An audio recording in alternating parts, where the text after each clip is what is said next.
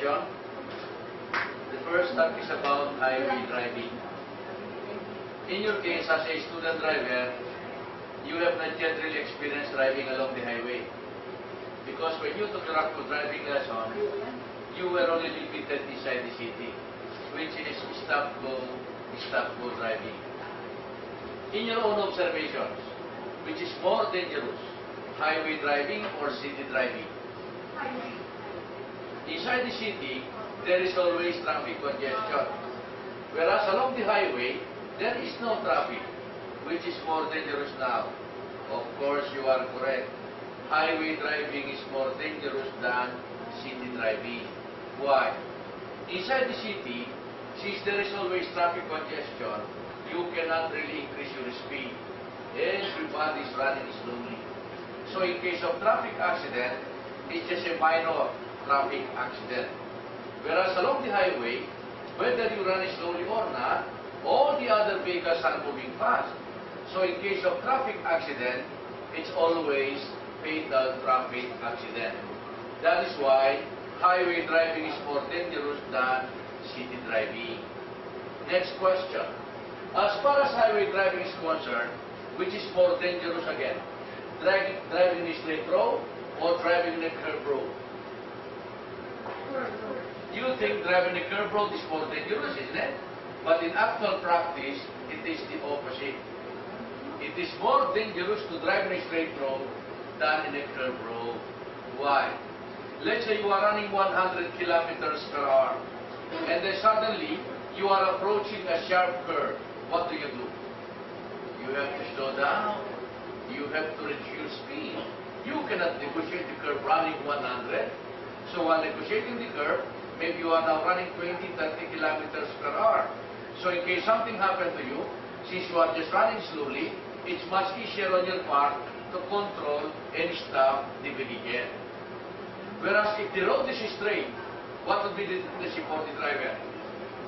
You will be encouraged to increase your speed. Everything is clear. The tendency now, you raise your car running 100, 140 kilometers per hour. And then suddenly, the child might cross the road. You cannot easily control the vehicle, so there will be a big accident. Now, this is not only true along the highway. Even inside the city, observe. The moment the road is straight, fully asphalted, cemented, be careful. That is where you will be involved in major accident. But these are just some of the many problems that you will experience whenever you drive along the highway. Our lesson for tonight is teaching you how the step-by-step ways you can be able to drive along the highway safely. Let's say after finishing your driving lessons with the socialites, maybe you took 5 days, 7 days, 10 days, or a maximum of 15 days, 1 hour driving lessons a day. Do not expect too much that you will be a good driver with that limited time. 5 days, 7 days, 10 days, 1 hour, it's not really enough. It is just good for the basic fundamentals. Based on US standard, in the United States, according to their study, before you can pass the examination for a driver's license, you need at least 25 hours continuous driving instruction. That is their minimum standard. 25 hours continuous driving instruction. Considering in that country, driving lessons is part of their high school curriculum. If you just finish 5 days, 1 hour, you need to practice several hours more before you can drive your car safely. We just provided you the basic. It's up to you to master that skill by practicing. After practicing for several weeks in Metro Manila, and you feel so confident that you are now a good driver, here comes our vacation, maybe Saturday, Sunday vacation. You are planning to go to Baguio. Of course, you have been to Baguio several times, but only as a passenger. Now, for the first time in your life, as a newly learned driver, driving your own car alone going to Baguio. And this is really exciting, and this is really highway driving. If this is your first time to do it, it is not that easy. Especially if you are not driving a late model or a brand new car. So if you are just driving a second-hand vehicle, 1 week before leaving Manila, it's always advisable to bring your car to your mechanic. Ask him to check everything, especially the clutch lining. Why clutch lining? Because in Manila, since the roads are flat, even if the clutch lining is a little bit burned, hindi masyadong punado yan. However, along the zigzag road, along the steep hill of Baguio, if the clutch lining is defective, you might not be able to climb the steep hill of Baguio. Instead of going up, you might go down, falling into a deep ravine. Of course, you have to check the braking system, much more tune up the engine, and also check the tires. And according to your mechanic, he checked everything, and he assured you, you will reach Baguio without any problem. So you are now ready to go. Well, in long-distance driving, it is not just the car that you prepare. Planning is very important here. And the next thing you have to check is your expenses. How much do you think you will spend for your gasoline consumption just to reach Baguio? So the first thing that you must know as a car owner and driver at the same time is the gasoline consumption of your car. Unless you know that, you can never budget your daily, weekly, and monthly expenses.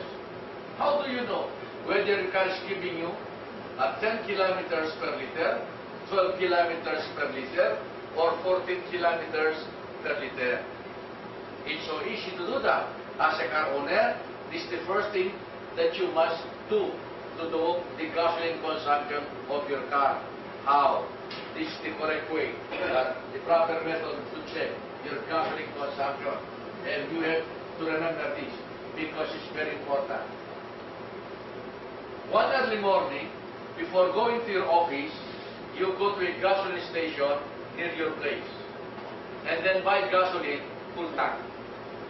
Let's say the full capacity of your gasoline tank is 45 liters. Mag-full tank ka, 45 liters. Punong-puno, 45 liters.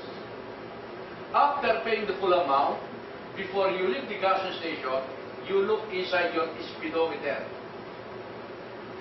Let's say this is the speedometer. At the middle portion of your speedometer, you can see a lot of numbers. We call that mileage or odometer. You check the reading. It is 50,000 kilometers. That is the reading of your speedometer. 50,000 kilometers. You write it down. 50,000 kilometers. And then drive the car the whole day. In the afternoon, coming from your office, before going home, you pass to the same gasoline station again, the second time. But you buy gasoline. Full tank ka ulit, full tank. In the morning, nag-full tank ka 45 liters.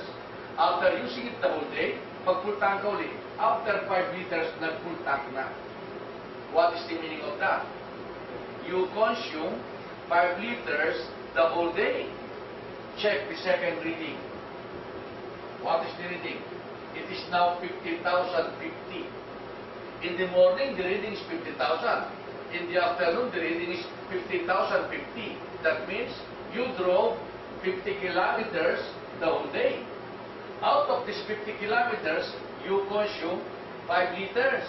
So your car is giving you how many kilometers per liter? You divide the number of kilometers run, divide the number of consumed liters. So your car is giving you 10 kilometers per liter. So that is your gasoline consumption. 10 kilometers per liter. Meaning, for every 10 kilometers that you drive your car, you are consuming 1 liter. If the price of 1 liter is 30 pesos, so every 10 kilometers that you drive your car, you are paying 30 pesos for driving your vehicle. since you consume 5 liters times 30 pesos per liter, so you spend 100 pesos the whole day for driving your vehicle. You have to do this every 6 months as a car owner, because this is the only way you can determine whether your car is consuming more gasoline than the normal way. So ilagay mo sa record mo yan. August 11, the gasoline consumption of my car is 10 kilometers per liter. Okay? After 6 months or after 3 months, you repeat the same procedure. Mag-full tank ka, 45 liters. You drive 50 kilometers. Mag-full tank ka uli, nag-10 liters na. 6 months earlier, the same number of kilometers, you only consume 5 liters. How come 6 months after, you are now consuming 10 liters? So your car is giving you only 5 kilometers per liter. Lumakas siya sa gasolina. Something is wrong with your engine. Yan. So it's a wake-up call for you. Better bring the car to your mechanic. Have a check. Maybe you need to have a regular general tune-up, meaning replace contact point, condenser, spark plug. You might even clean the carburetor. Maybe you spend around 1,000 pesos for this. After tuning up the machine, you repeat the same procedure. The moment it goes back to 10 kilometers per liter, only then you can relax. Your car is now in tip-top condition. You know, nowadays, with the prohibitive prices of gasoline, this is a very important method to check that. And most car owners, araw-araw, bili ka ng biling gasolina, full tank ka ng full tank. Are you not wasting your money? Are you not wasting the gasoline, the energy? Yes, maybe you have the money to buy, but that is not the point. You have to maximize the amount that you are paying for using your vehicle. It is not only to save gasoline, it is not only for economic purposes, but much more for your personal consumption. Like for instance, you know, whenever if you are a car owner and you are a member of the association, Rotary Club, Lions Club, when you are just waiting for time for the meeting, nagkukwentuhan kayo niyan eh. O, nakita ka nila ng dadrive. Parang ganda ng kotse mo ah. O, hindi mo malakas sa gasolina yan. Ilang taon mo na bang ginagamit ang kotse nga? Parang 5 years ko ng kotse yan. O, ano bang gasolina mo sabi niya? Ewan ko. Imagine, 5 years mo nang hawak ang kotse mo. You don't even know the gasoline consumption of your car. You cannot, hindi ka mapwedeng magyabang. Alam mo pare, kahit ang malaking kotse mo yan this car is giving me 14 kilometers per liter, 12 kilometers per liter. Yan. So, that is the way to check your gasoline consumption. Okay?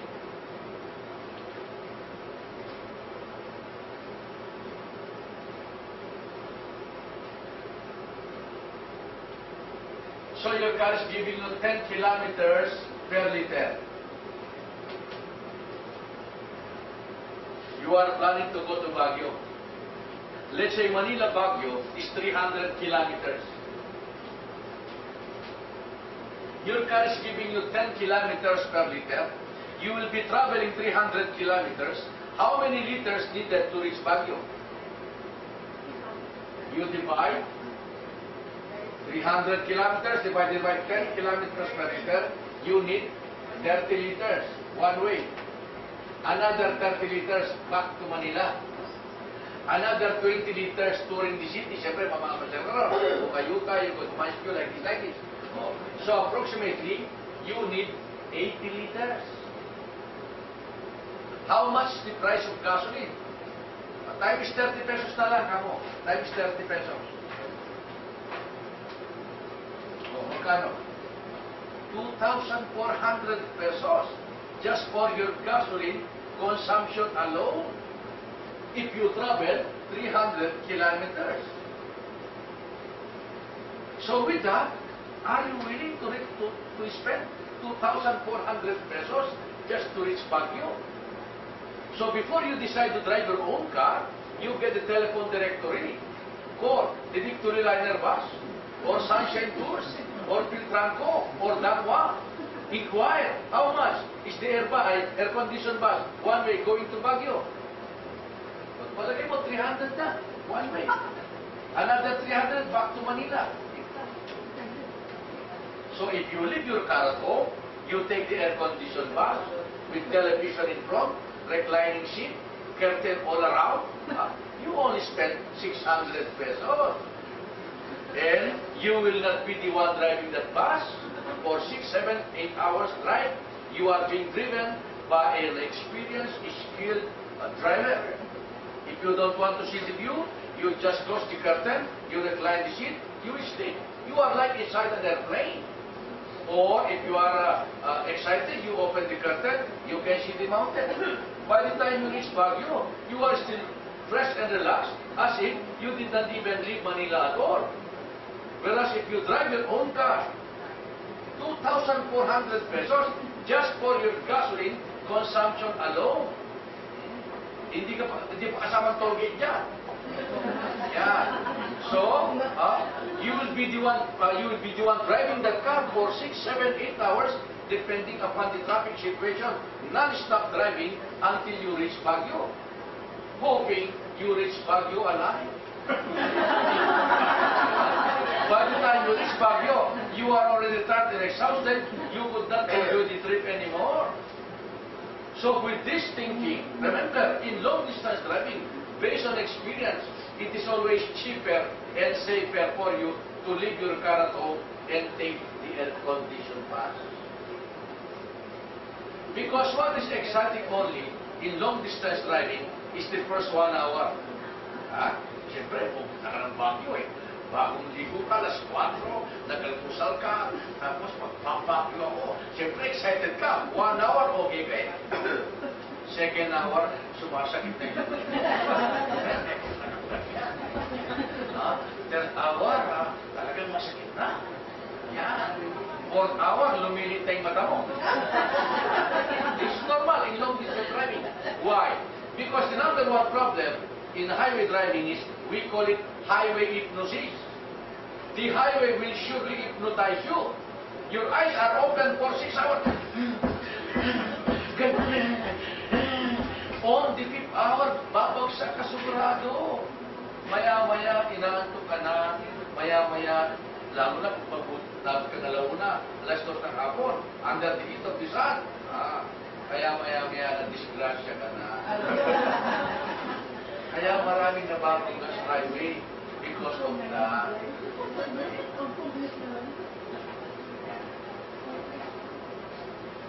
But suppose money is not, suppose money is not your problem.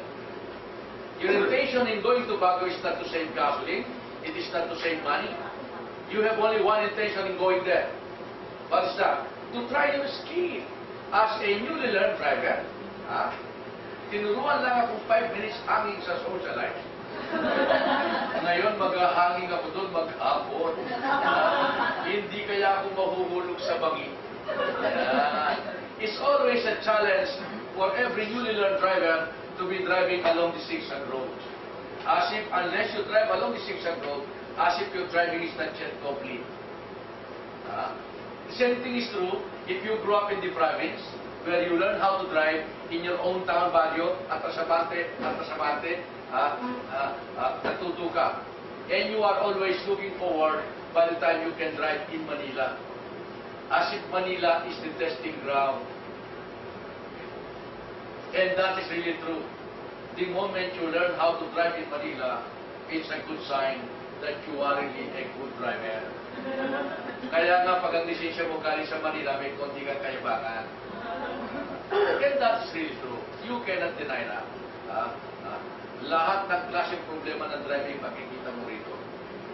Kaya nga, there's an old saying, if you can drive in Manila, you can drive anywhere all over the world. And that is true. And you can see that anywhere you go, not only all over the Philippines, even in other countries. You stand in one corner and observe those vehicles driving in front of you.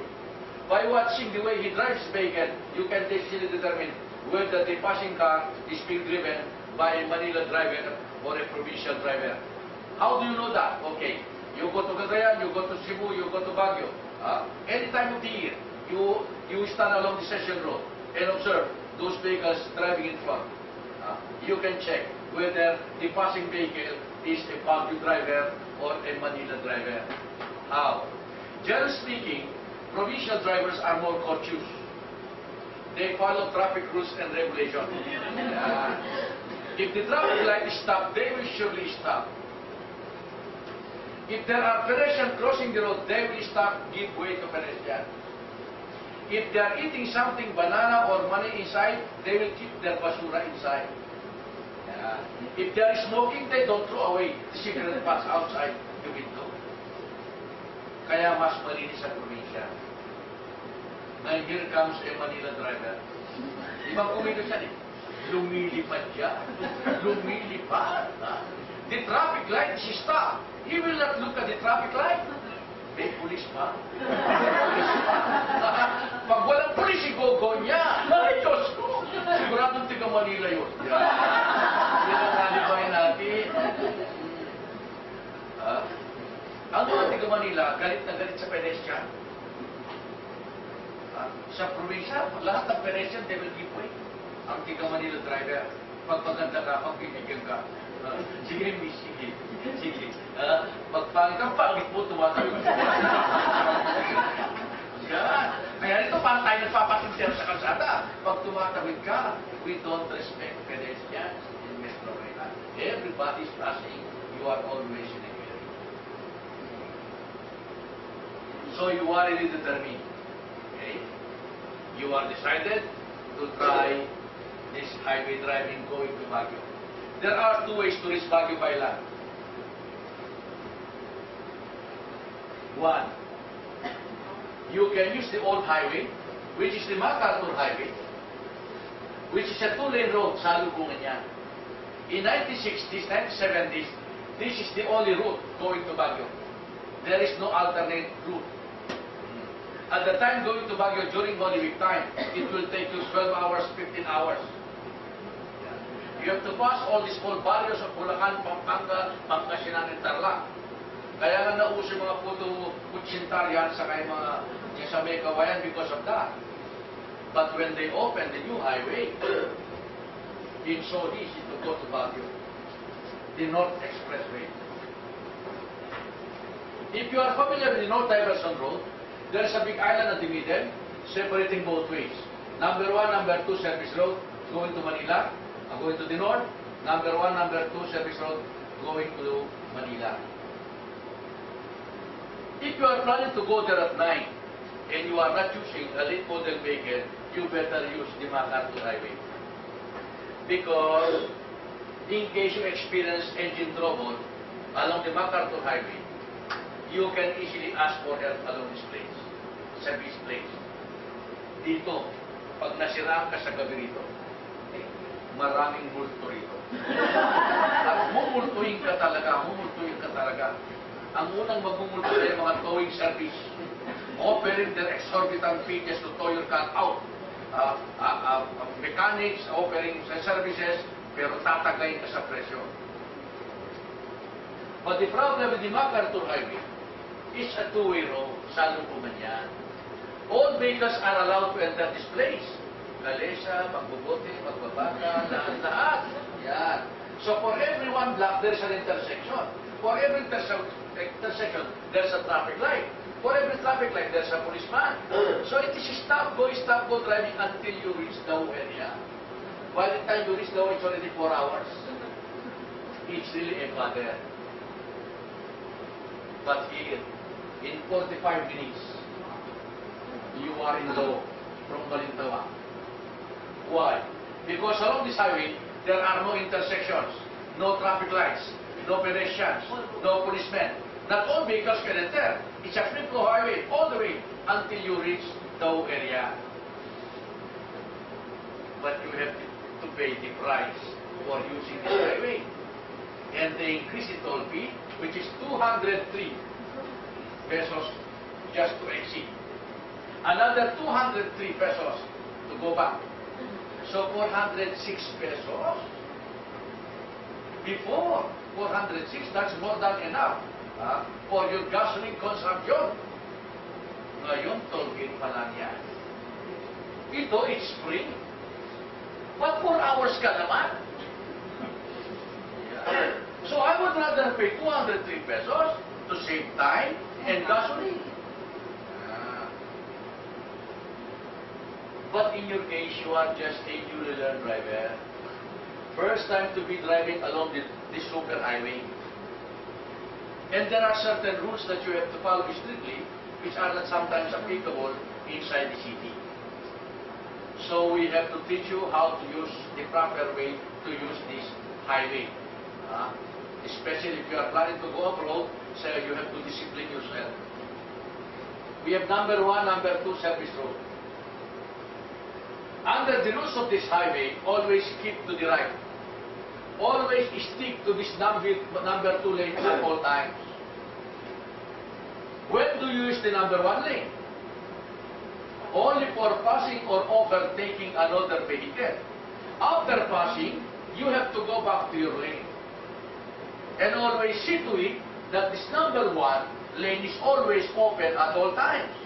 That is the rule. But have you seen Filipino drivers following this basic rule? You go to Calamba, you go to Batangas, you drive along the South Super Highway. Ang luwang-luwang ng South Super Highway na yan. And yet every day, there is always traffic congestion. Why? Because nobody is following the rule. Observe a typical Filipino driver. Knowing the rule, initially, he will follow. He will keep to the right. Okay? Because he knows that is the rule. But after several kilometers, he realized masyado magpabagal dito. So nag-overtake siya. You can do that because this number 1 lane is really there for you to use for overtaking or passing another vehicle. But the problem now is, after swerving to the left, he realized mas maganda rito walang tao. Bakit ang magtsatsaga sa kanan? So, hindi na siya ngayon naalis niyan. Here comes another car who wants to pass. He cannot. Because you can see two slow-moving vehicles running slowly, running side by side, blocking the flow of traffic. If the driver behind is an educated person, to let you know that you are not supposed to be there, how do you give the signal? Dim, bright, dim, bright, dim. You have to flash the dimmer light. Dim, bright. So if you are the driver there, nagpa-flash ang headlight kung nasa likod yan, he's telling you something. Brad, mabagal ka. Go to the right. Let me pass. Anyway, you can always go back later on, but let me pass. But do you think he will give way? Lumulok ka, nagpa-flash ka. Nauna ako sa iyo. Lalo niyang babagalan ngayon to irritate you. So ito ngayon, magiging brutal na ngayon. Instead of doing it in season 12, telling you nicely that you are not supposed to be there by flashing the dim light bright like that. Now, bubusina siya. Pot! Bubusina siya. You know, the moment you use the horn, that is a sign of arrogance. In most developed countries, you seldom hear the sound of the horn. If ever you are forced to use it, you just tap it lightly, but only in case of an extreme emergency. But here, no. We use this horn to scare people. And it's only in the Philippines where all kinds of musical horn are available. Talagang lahat ng klase, musical. Minsan magugulat ka. Dahil lang may businang ganyan. Minsan, alam mo, parang siyang bakang... At mainis ka. Minsan naglalakad ka, alam mo, wala kang karapatan takutin ng mga taong ganyan. Bawal yan. I cannot understand how come Filipinos are like that. Sometimes, maybe it's inborn. Kung minsan nagtuturo ka mag-drive, sometimes you can, even if you are not a psychiatrist, pagbasa mo, magtuturo ka dyan, first time to take driving lessons, anong unang-unang yan tatanong? Nasaan mo ang kusina? Bakit po gusto malaman ng kusina? niya pwedeng itanong, pero yan yung unang itatanong niya. Nasa nung busina. Pag nalaman niya yung busina, wala na siya.